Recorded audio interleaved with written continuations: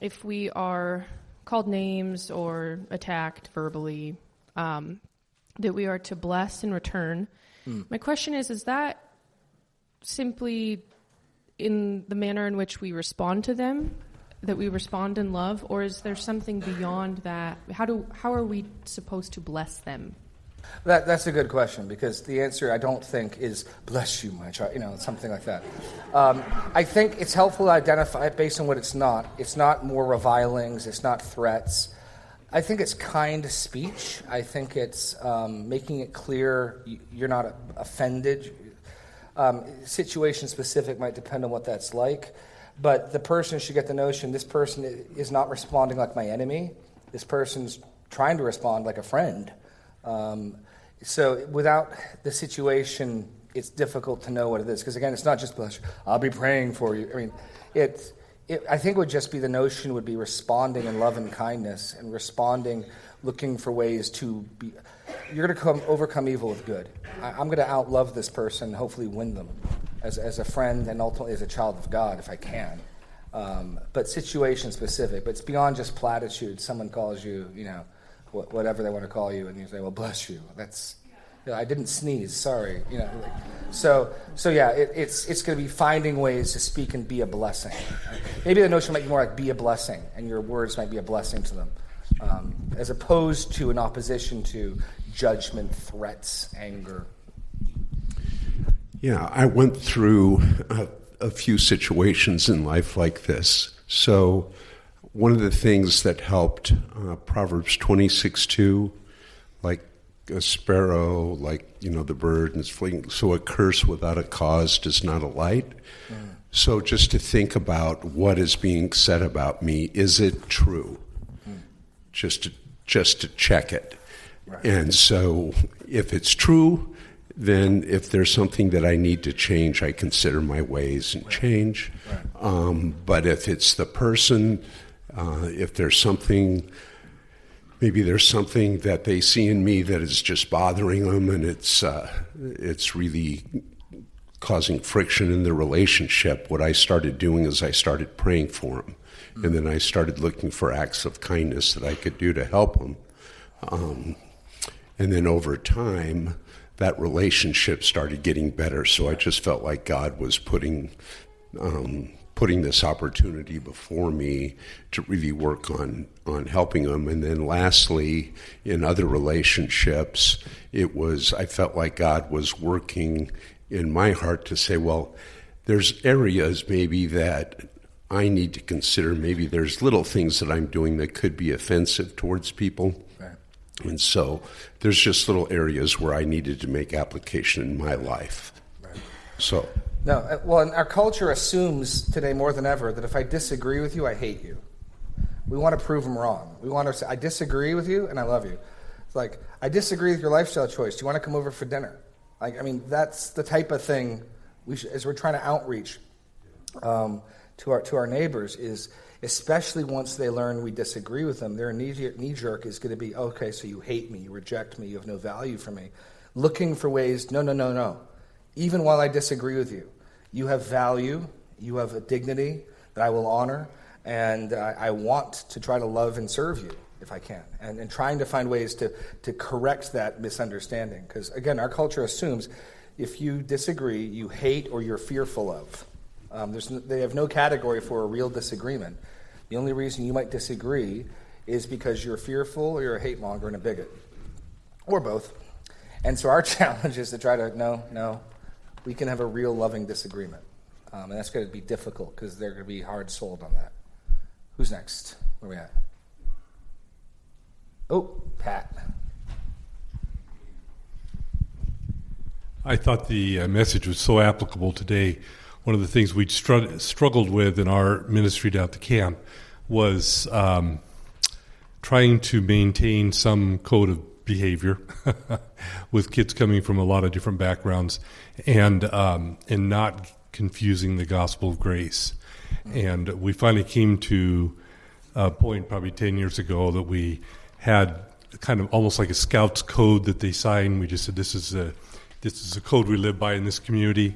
And we kept some of our behavioral issues somewhat separate from our message. Not that the message doesn't relate to those things at times, but I think as you were talking this morning, I thought that's really something that we have to all live out in our lives, that we are able to love people and not come across in a judgmental way while we share the truth and reach out to them. So anyway, that was that.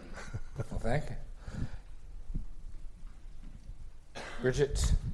Oh, Chris is on it. You guys are like playing zone. You're swap. Well, actually, your zones are switching. Okay.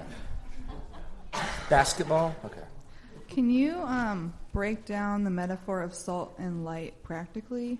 Sometimes I get confused, like what salt is supposed to metaphorically mean. Salt makes people thirsty.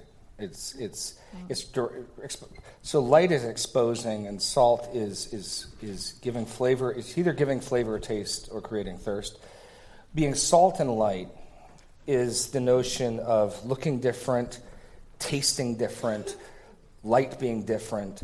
So as people spend time with you, as they're in your home, as they're with your family, they should detect you have a different God, you have a different set of values, you're living a different, your life's different.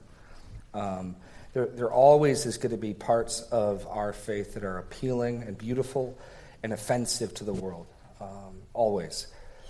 Jesus, even today, the culture loves Jesus turn the other cheek, and Jesus feeding the 5,000, and Jesus, healing, and Jesus mingling with the poor and the downtrodden. The culture thinks that's wonderful. It's Jesus' pronouncement of judgment on the Pharisees. It's Jesus' insistence in the Word of God being every jot and tittle.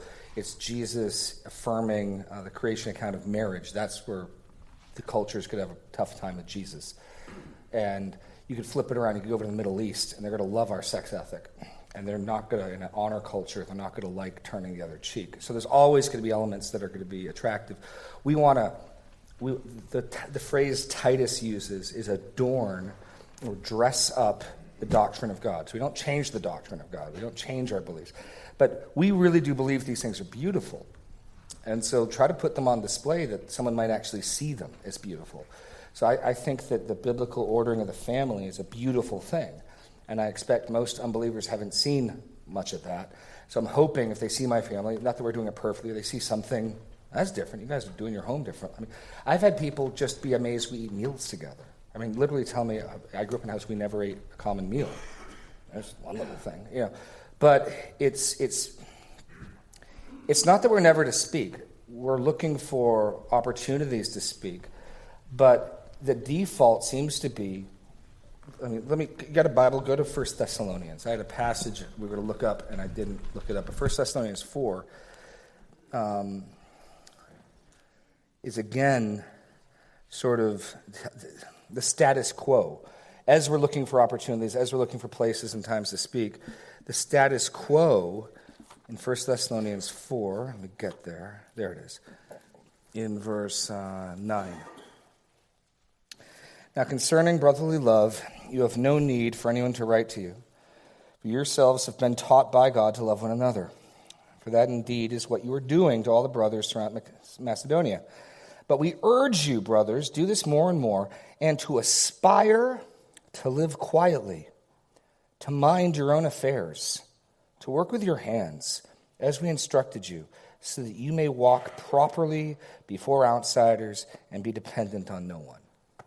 There's the status quo. Now, absolutely, there are going to be moments of boldness. We're looking to share the words of life with our neighbor. But I think the default stance is that working quietly, being at peace with all men, keeping our head down, trying to live godly lives in front of unbelievers, and then looking for those opportunities to speak the truth, to speak the gospel, to evangelize. And I think part of the salt and light you're talking about is just going to be that repeated refrain in Peter of living a different life. Let me go to Peter. I'll give you another example.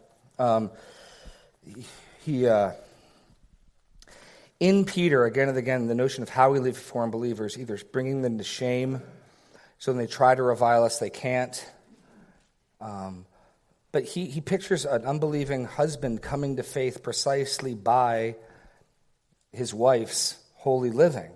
And so that's sort of the logic, is that by suffering well, by returning a blessing for a curse, that the Holy Spirit can use that to convict, to show, man.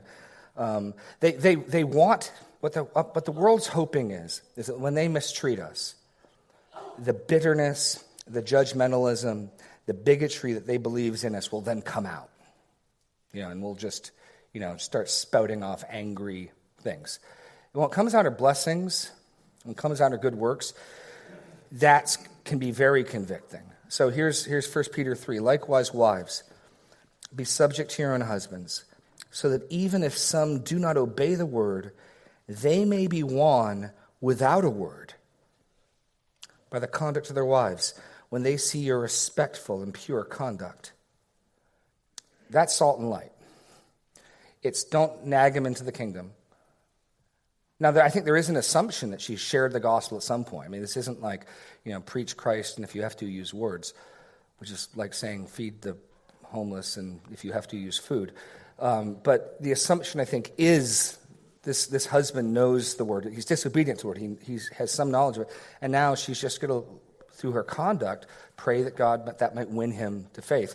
And again in Peter, that notion of your conduct before unbelievers is, I think, what the salt and light is. That you might live a life that the Spirit could use to convict, or that the Spirit might use to show as beautiful. And I want some of that, something like that. That's, if anyone wants to add to that with salt and light, that's my best understanding of it. Greg, in the back. Well, I'd like to give a specific example of when that was important to me. When Pastor Joel came to me 43 years ago to share the gospel with me, one of the things that caused me to listen, because I had heard the message before, but I was resistant. And the thing that really made a difference when Joel spoke to me was that I couldn't get over how happy a person this person was. And he wasn't sour. He wasn't...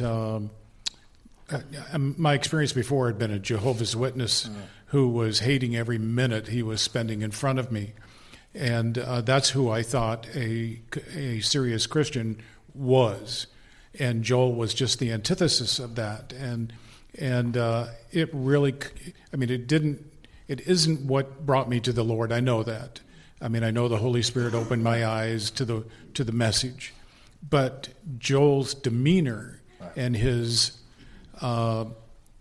countenance really played a big part in my being willing to listen and being willing to take his word seriously.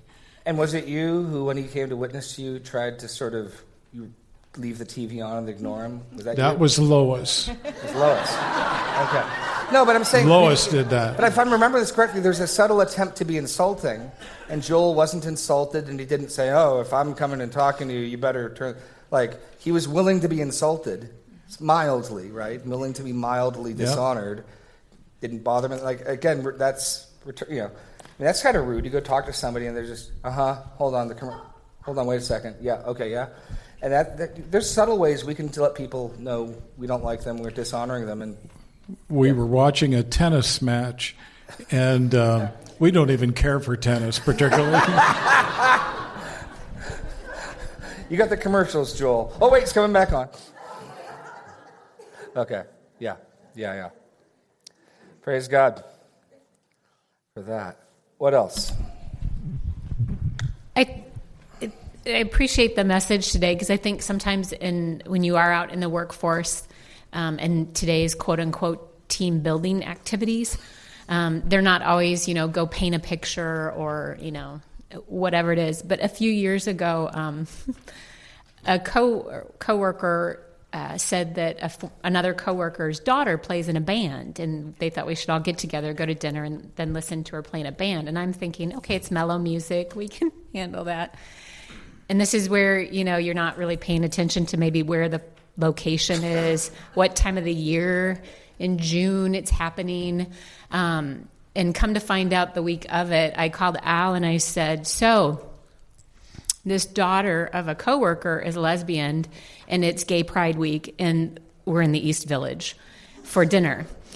So we talked about it, and God was not giving us any reason to something else coming up that weekend that, I'm sorry, I didn't realize this was going on with the grandchildren. So we went to dinner, and then I think, was it about 8 o'clock or something like that? We had paid our bill and everything. We're like, all right, we're going to go, guys. And they're like, you're leaving already? We haven't even seen the band. We're like, yeah, we know, but we have church tomorrow. So by the time we get home and, get ready, we go to bed early, we're old, we're boring kind of thing, and left.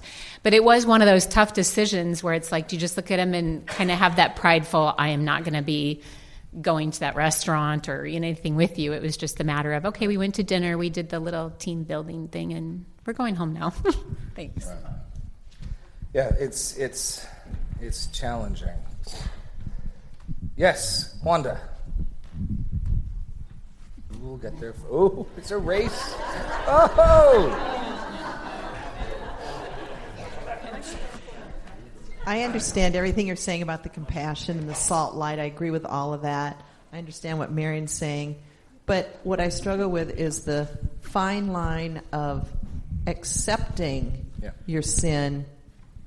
Like, say you have a pair of, this is a live example, not me personally, but a good friend. The neighbors get together once a month to play cards, and one of the couples is a lesbian married couple. I would be unable to do that. I could be very kind and nice. To me, that I'm accepting, I'm just acting just fine. I mean, if the conversation comes up, I might try to find a scripture, but okay, so what's the dividing line? Do you understand what I'm saying, Pastor Jeremy? I understand what you're saying, and I don't know enough particulars, so I'll just, based on what you've said alone, I'd push back and say, I'm not seeing how you're approving of her conduct by playing a game of cards with her.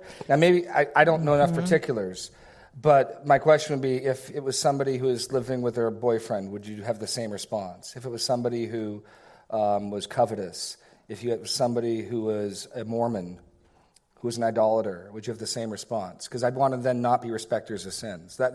Think it through, and without knowing the particulars, I'm not going to say you're wrong, but the question is, what makes that sin different than a Mormon? And I totally get that. Yeah. But even like the example, you're working with somebody, hey, let's all go here every Friday after work or something. I don't know. It does kind of border on, well, Wanda's a Christian. She's cool with this. She hangs out with us all the time.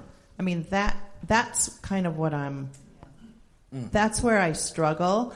And I've been invited to so many weddings where the girl is living with the guy.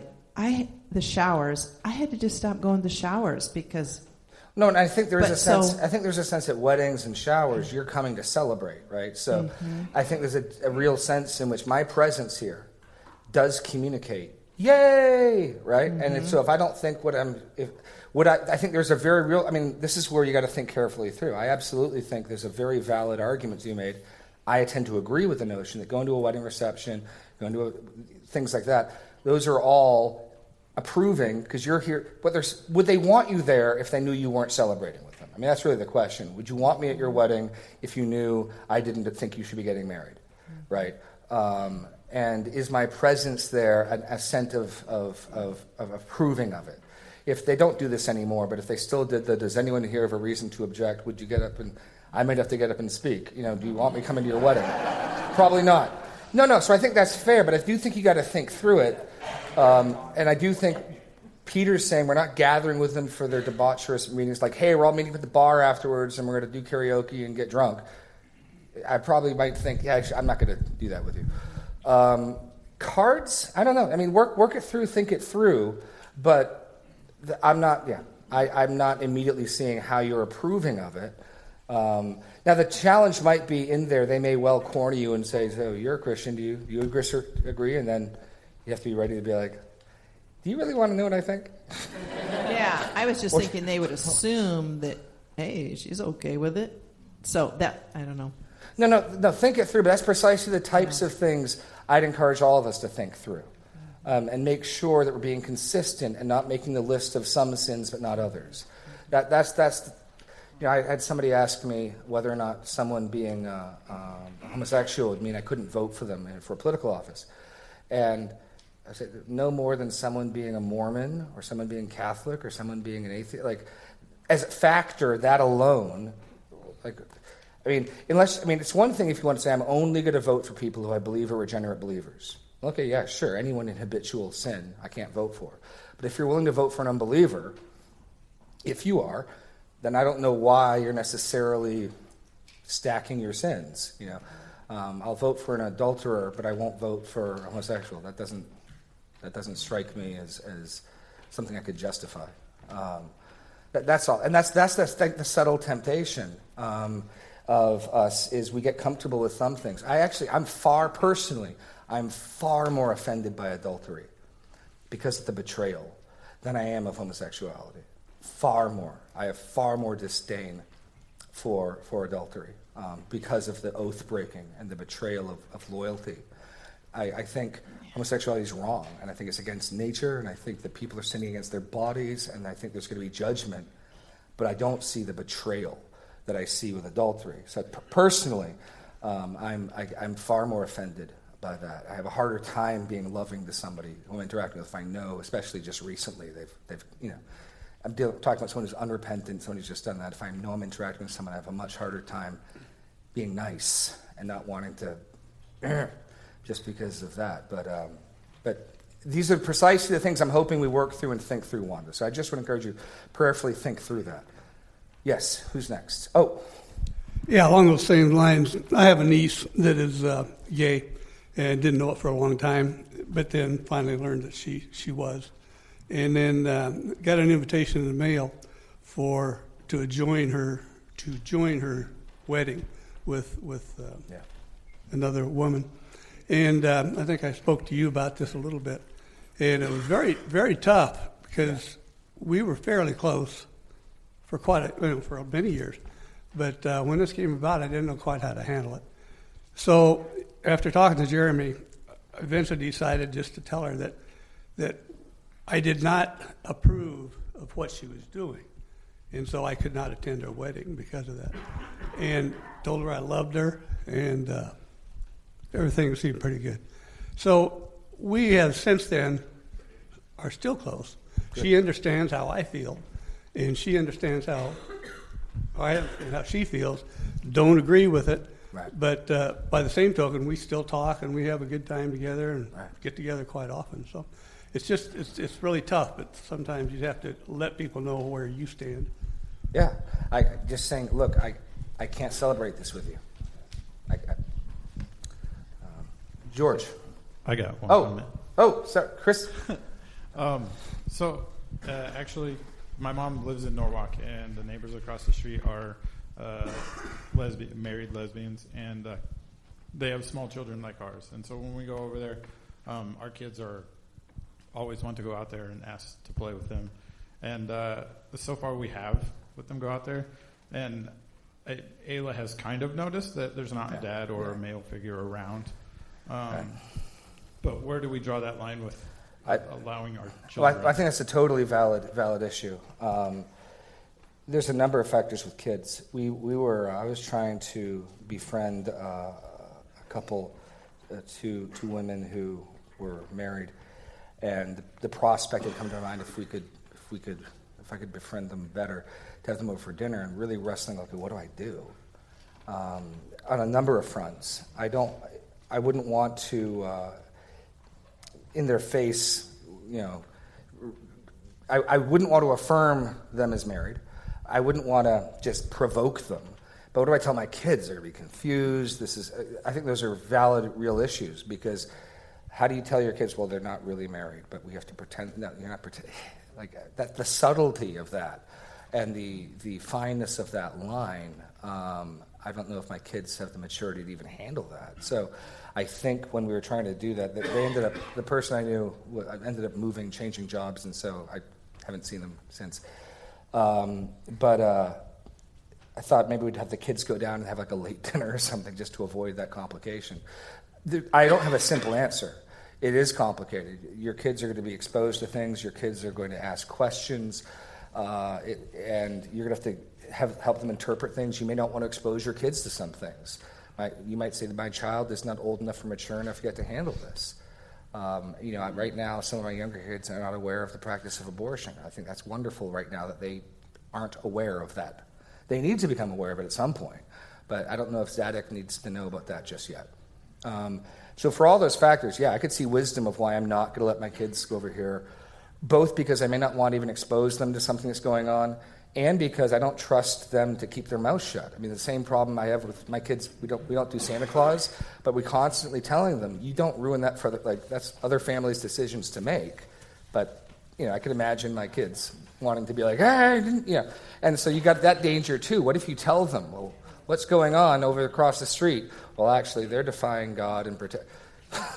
My dad says and so on all of those fronts with children, but I think with kids in particular, there is a very valid biblical approach to protecting. In the Old Testament, you don't teach them the names of the pagan gods. You don't learn their practices. And so you don't want to shelter them all their life. But there's a very real aspect both of sheltering them from evil and from exposing them into it. So part of the whole thing I think we're grappling with it takes wisdom, discernment, and it is not easy to walk that fine line of being peaceable, minding our own business, and not winking at sin and approving of sin. And to ask a 7-year-old kid to do that might be a bit much. So for all those reasons, I don't have a simple answer other than to say, you got to think that one through and figure out what your kids can handle and what's wise.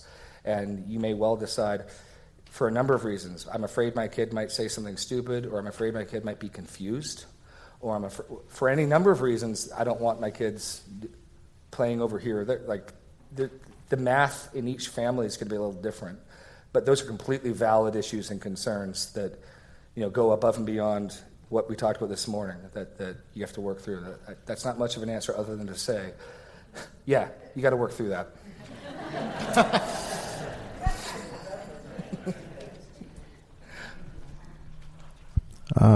So I'm trying to make it. Here you go. Make it into a question. It sounds like the pushback, or like the main practical application, is to, in the fleshly tendency to be like the world and give our opinion on everything, push back against that, because as a citizen of the kingdom, you're called to administer judgment in more selective ways, specifically inside the church, and your judgment or your speech in talking about God's laws and how they apply outside the church, they do happen, but they happen in very specific ways. Yeah. And we're supposed to be known as people who do good. In thinking about, you alluded to this, like you went back to 1 Corinthians 2 with the, like just briefly for like the spiritual person judges all things, but he's to be judged by no one. And how part of Paul's processing through the passage in 1 Corinthians 5 is with like basically applying the scope of that. Can you talk a little bit about what the, I guess like essentially we're not supposed to be like in Acts 17, like the Athenians just like, and foreigners just hanging out at, like thinking about ideas all day, right, and talking about them out loud for everyone and not doing anything good. And at the same time, because we're downstream of all that stuff and in our culture and how it's developed and interacted with sharing ideas to persuade others, that's coming from like good Judeo-Christian, be peaceable, reasonable, open to wisdom, types of persuading our neighbors, plus that bad stuff of like being productive, like unproductive in the ways we talk about those ideas or let them air between people. When you're thinking about Facebook and like specifically as a way to apply judgments, what are some principles that you use to guide yourself? What are some principles I use to guide myself? Trying to basically think, and I'm sure I need improvement in this as well. Ephesians, we'll get to Ephesians 4 sometime this year too. But Ephesians 4:20, let no unwholesome word proceed from your mouth, but only such as is necessary. May give grace. Okay, if you can't quote it, look it up. Hold on. I used to have this one memorized. I thought I did. It's written somewhere. That's the author of Hebrews. Well, see, that's just knowing where the citation is. The author of Hebrews still quotes it word for word, even if he's forgotten the location. Ephesians 4:29.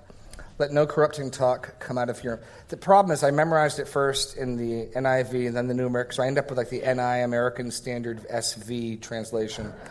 Let no corrupting talk... So what's great about this verse is it's the prohibition and the requirement.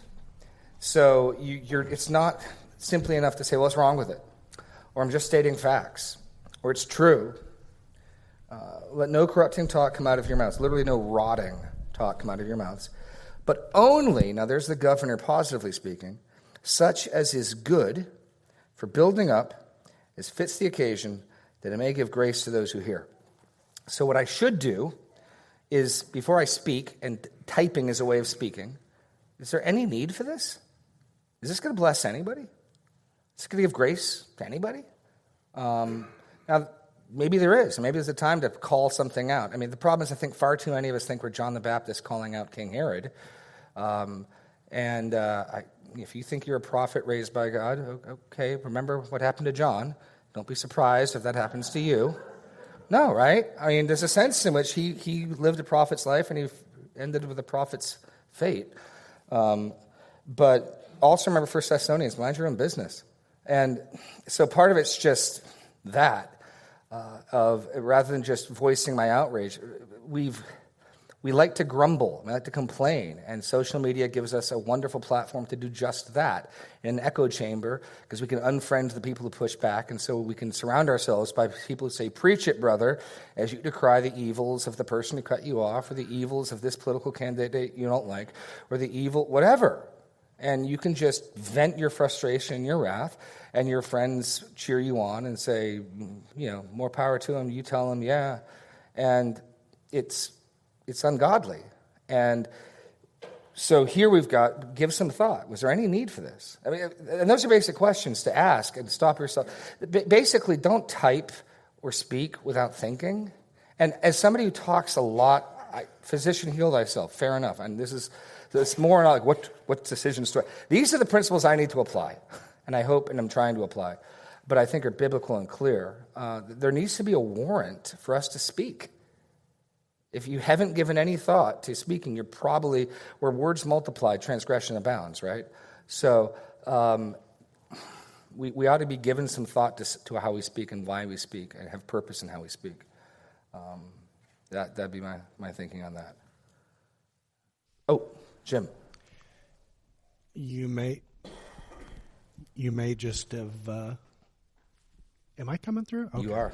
Okay. So you may just have addressed a little bit of what I had a question, but in this pervasive attitude of disagreeing is hate, I would be lying if I didn't say that I'm somewhat affected by that.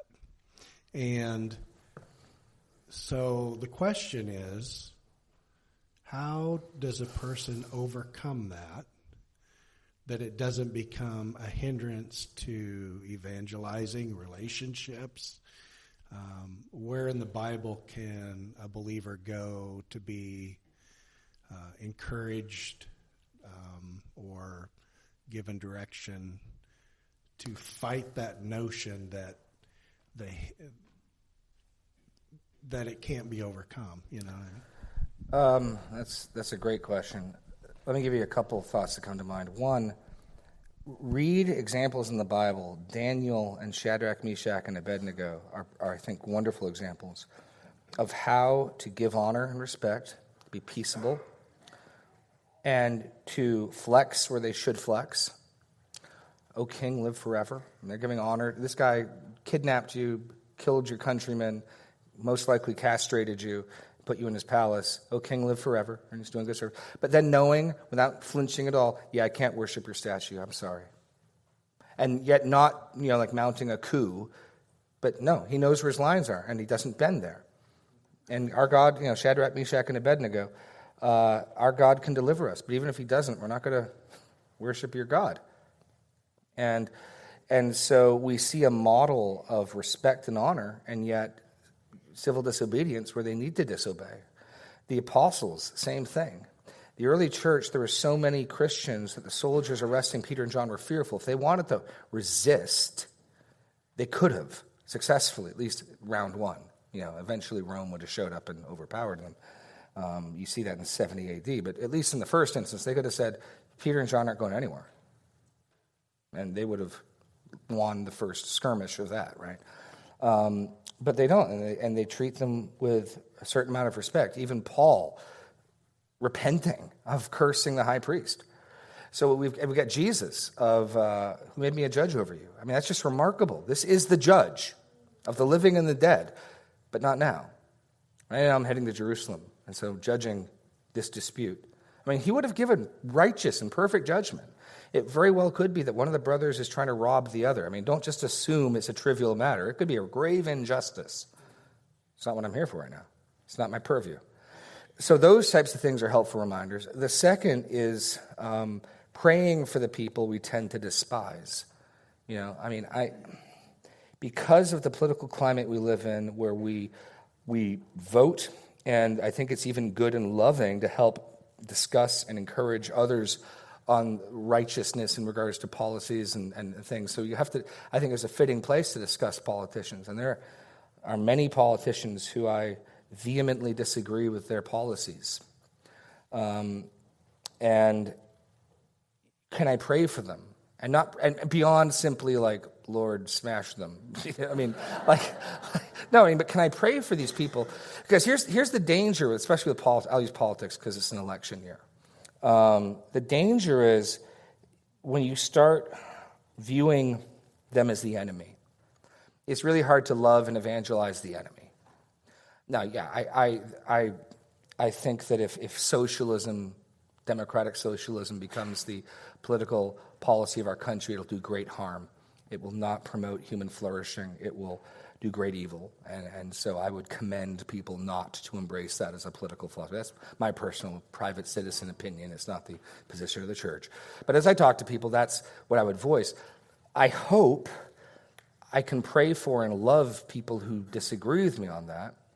I hope I can be respectful to them. I hope that I cannot hate them, even while I think this is only born bad fruit anywhere it's ever been tried.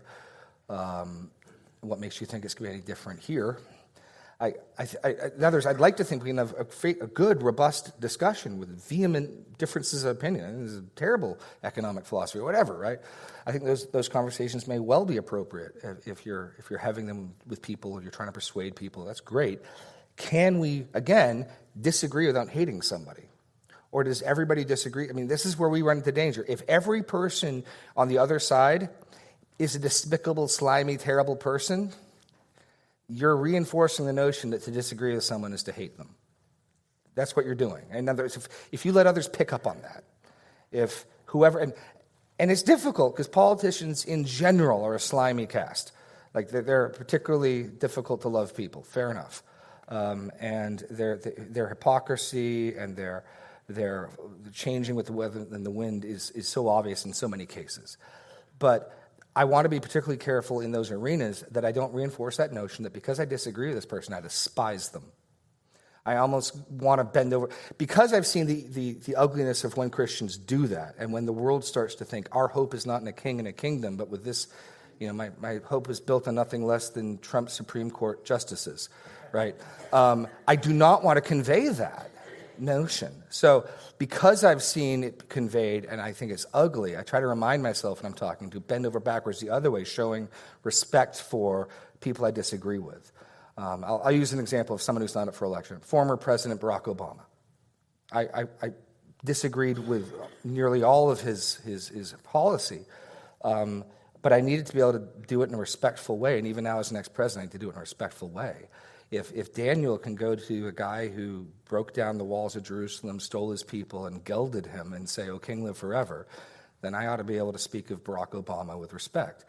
Even if I'm decrying a particular policy and strongly disagreeing with another policy, that's the challenge.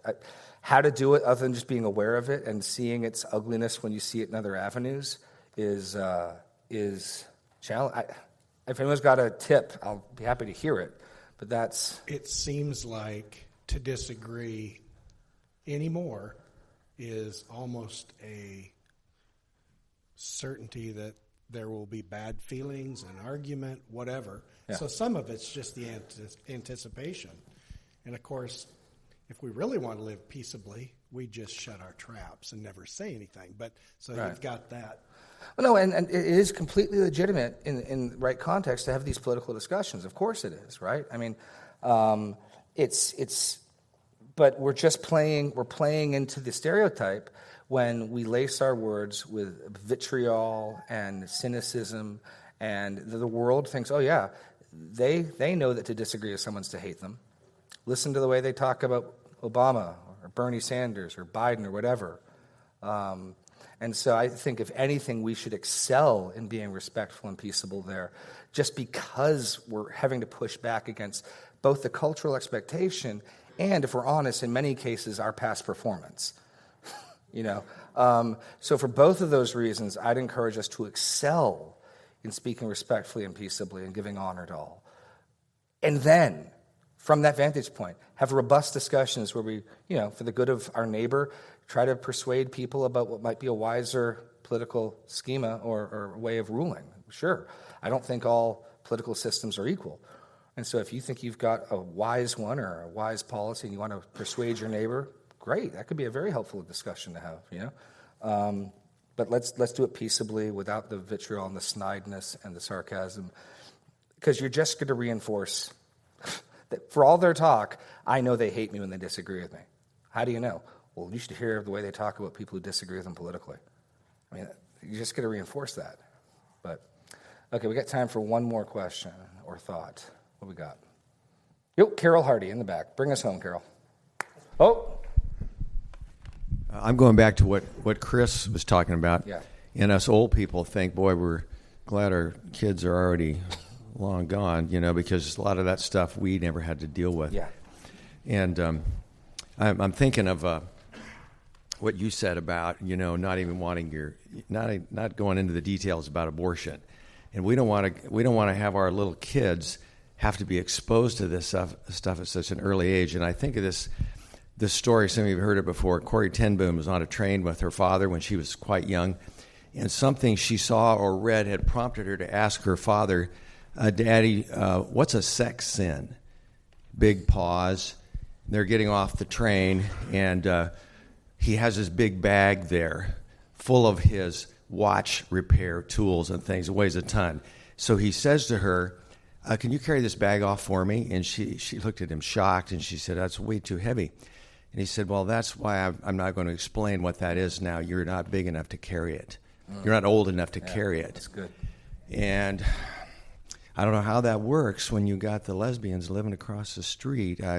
But some of these things, kids are so black and white, and you just don't want to expose them. You want them to think that there is not such a thing as abortion and lesbianism, and So I'm not giving a very clear answer. And the challenge, and the real challenge for me with my kids, because some of my older kids have started asking some of these questions, is to explain it to them in a way, and this is absolutely the challenge, where they aren't confused about what's right and wrong, and they don't despise other people.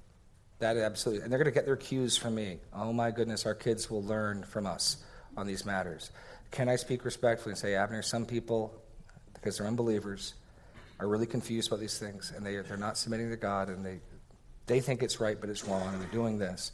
And making it really clear, this is about being in rebellion to God, this is about truth, but in a way that isn't like they're these awful, terrible people who, because I'll close with one story from Ted Tripp about how kids pick up from us. He tells a story in, I think, Instruments in the Redeemer's Hands, about how he had lived in a duplex with his family, and part of he got cheap rent was the agreement to shovel the walkway both for his house, but the other half of the house where the older woman who was the landlady lived. And he was of the opinion that the second there was a snowflake out, she'd go out and force his hand by trying to shovel. You sort of guilt him into shoveling, and so he felt at times tempted to grumble about it. Well, one day, there's a snowflake in the air, and she's out there with a shovel, and his kid goes out and repeats what he'd heard his father say a dozen times before, but he told her, if you think that's going to make my dad get up and go out and shovel, you got another thing coming. Be careful what you say in private will be shouted from rooftops, right? So if my kids pick up from me that people who sin different than me are to be despised and looked down upon and mocked and ridiculed and laughed at and butt of jokes, they'll learn that. And they're going to learn that from my day-to-day life far more than they're going to learn something from my sermon. You know, my walk's gonna talk louder than my talks, right? And so that's you know, explaining this to kids is precisely where it's really difficult, because I don't want them to think this isn't a black and white issue. And then, of course, they ask, but why would somebody? I don't know, son, but you know, we're all, but the grace of God, going to be deceived. And you're just trying to explain it to them so that they understand what's right and wrong, they understand what's true, and they also don't walk around despising and looking down. That I find trying to explain things to my kids is a very humbling and challenging way, but it's a good way of stripping all the stuff aside. Am I imbalanced with this? And am I going to contradict what I just said 2 minutes later with a joke I tell, or with some utterance in my mouth of dismay? Look what they're doing now, you know, as you see the newest headline on the news, you know. Anyway, time's up. Thank you very much, and God bless.